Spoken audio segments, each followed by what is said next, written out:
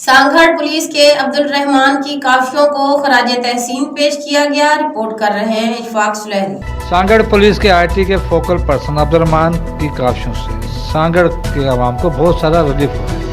उनके इन्हीं काफियों को उस खराज तहसीन पेश करने के लिए नेशनल प्रेस क्लब की टीम की जानिब से उनको तोहफा फराम किया गया। इस मौका पर नेशनल प्रेस क्लब की टीम की जानिब से अब्दुल रहमान की काफियों को सराहा गया।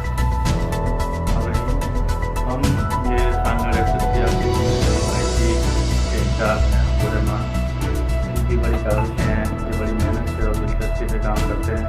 इंशाल्लाह जो भी इनको टारगेट मिलता है उस पर ये पूरा उतरते हैं। हम इनको दिल की गहराइयों से खराज तहसीन पेश करते हैं कि ये सांगड़ के आवाम के लिए बहुत ज़्यादा कोशिशें और मेहनत कर रहे हैं। अब्दुल रहमान साहब की बड़ी मेहरबानी है, बड़ी इनकी मोहब्बतें हैं, इनकी जो कारकर्दगी है, हम नेशनल प्रेस क्लब के जानिब से मैं इनका शुक्रिया अदा करता हूँ कि बहुत अच्छी इनकी जहाँ पे मेहनत है, बहुत अच्छे तरीके से यहाँ पर काम कर रहे हैं।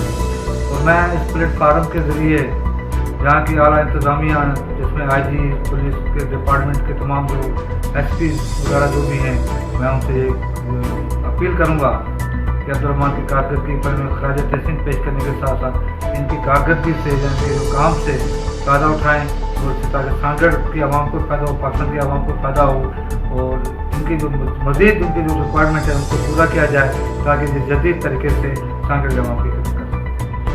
ये दोस्तों की बड़ी मेहरबानी है जो मेरी हिम्मत अफजाई कर रहे हैं। मेरी कोशिश यही है कि हर बंदे को सांगड़ वाले या बाहर के जो भी है मेरे से जितने भी टेक्निकल हेल्प लेंगे मैं तो उनकी जो है हेल्प करता रहूँगा, करता रहा हूँ और करता रहूँगा।